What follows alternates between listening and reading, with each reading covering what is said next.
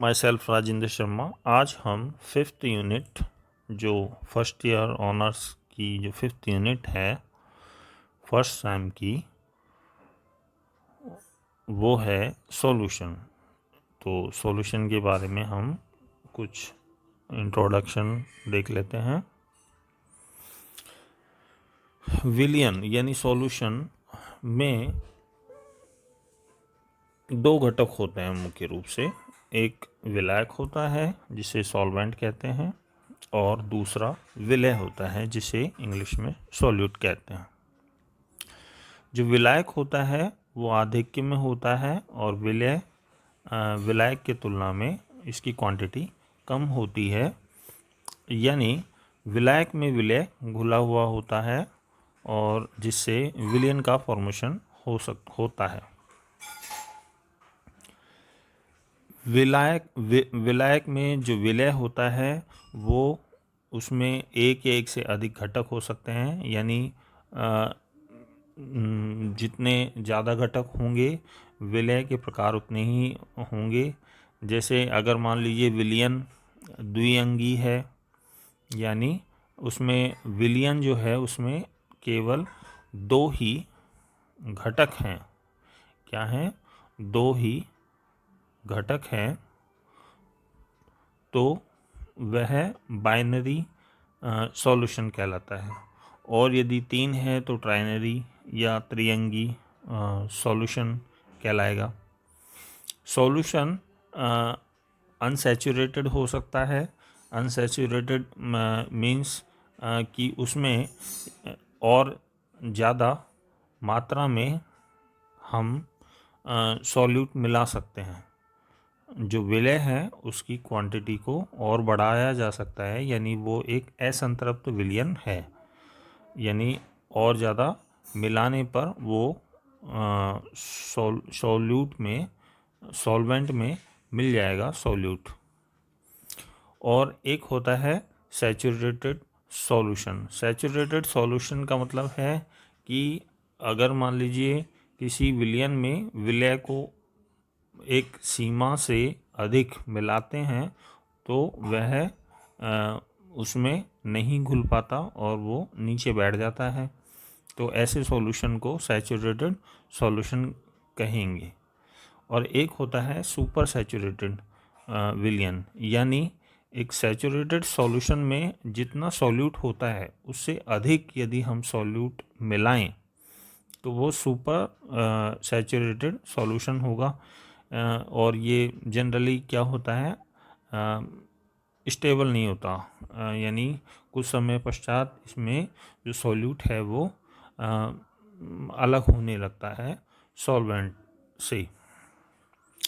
अब जो सॉल्यूशन है उसमें दो घटक होते हैं, विलायक और विलय। विलायक में विलय घुला हुआ होता है, यानी विलायक और विलय के जो मॉलिक्यूल्स हैं उनके बीच में इंटरेक्शन होता है। इसी इंटरेक्शन के कारण विलायक में विलय घुला हुआ होता है, यानी सॉल्युबल होता है। और अवस्था के आधार पर जो सॉल्यूशन है वो कई प्रकार के हो सकते हैं। यानी विलायक का जो घटक है वो गैसियस हो सकता है, द्रव या ठोस हो सकता है, या विलय भी गैस, द्रव या ठोस हो सकता है। तो अगर मान लीजिए कोई गैस विलियन है तो उसमें विलय और विलायक दोनों गैस ही अवस्था में, जैसे एटमॉस्फेयर में जो वायु है उसमें जैसे nitrogen, oxygen, neon, carbon dioxide, ये सब गैसेस मिक्स फॉर्म में होते हैं, तो ये एक गैसियस सॉल्यूशन होगा। दूसरे टाइप का हो सकता है द्रव विलियन। द्रव विलियन में जो विलायक है वो द्रव होता है, लेकिन जो विलय होता है वो ठोस, गैस या द्रव हो सकता है। जबकि ठोस जो सॉलिड सॉल्यूशन होता है उसमें विलायक ठोस होगा, विलय ठोस, द्रव या गैस हो सकता है। अब जैसे हम कुछ एग्जांपल्स देख लेते हैं। जैसे गैस में गैस, यानी गैस में गैस घुली हुई है, यानी दो गैसों का मिश्रण हो सकता है। वाष्प, वाष्प यानी जैसे वायु जो है उसमें जो वाटर मॉलिक्यूल है वो गैस फॉर्म में है। दूसरा है गैस द्रव में। द्रव क्या है? विलायक, और गैस क्या है? विलय। तो आधिक्य में क्या होगा? द्रव होगा। जैसे कार्बन डाइऑक्साइड जल में अगर कार्बन डाइऑक्साइड गैस घुली हुई है तो ये गैस द्रव में का उदाहरण है। सोडा वाटर है। अमोनीकृत जल है जिसमें अमोनिया गैस है, वाटर सॉल्वेंट है। और गैस ठोस में, जैसे कि हाइड्रोजन गैस है, पैलेडियम की धातु में घुली हुई है। ये एक हेट्रोजीनस सॉल्यूशन होता है एक तरीके से। और नाइट्रोजन गैस टाइटेनियम में।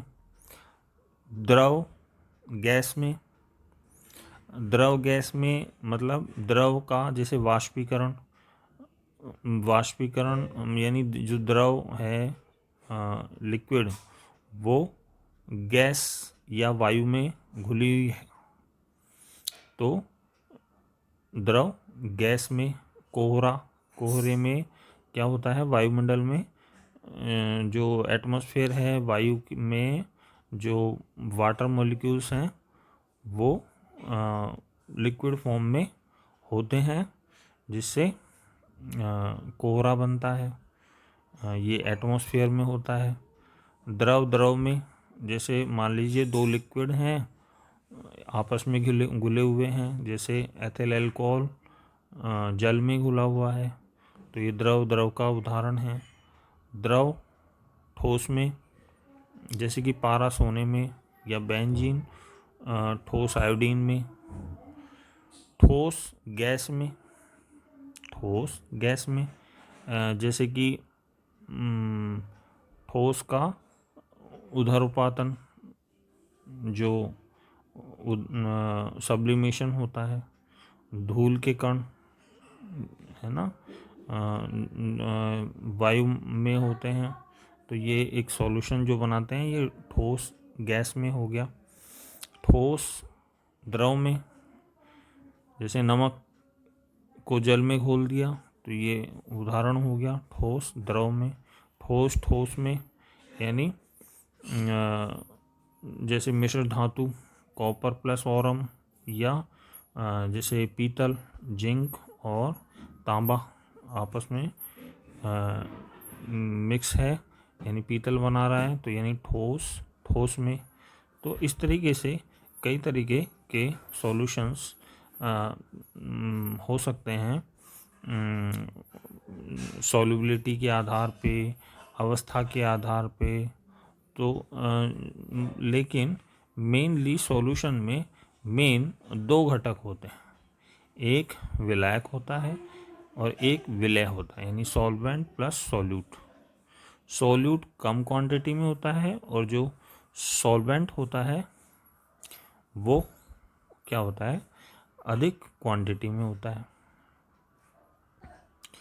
और ये जनरली हेट्रोजीनस या होमोजीनस हो सकते हैं, समांगी या विषमांगी अवस्था में हो सकते हैं। सॉल्युबल है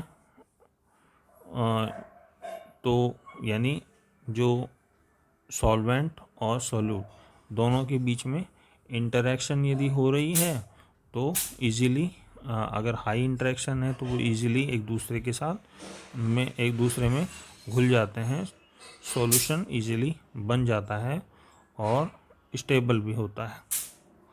तो इस तरीके से सॉल्यूशन के कुछ हमने आज एग्जांपल्स देखे। धन्यवाद।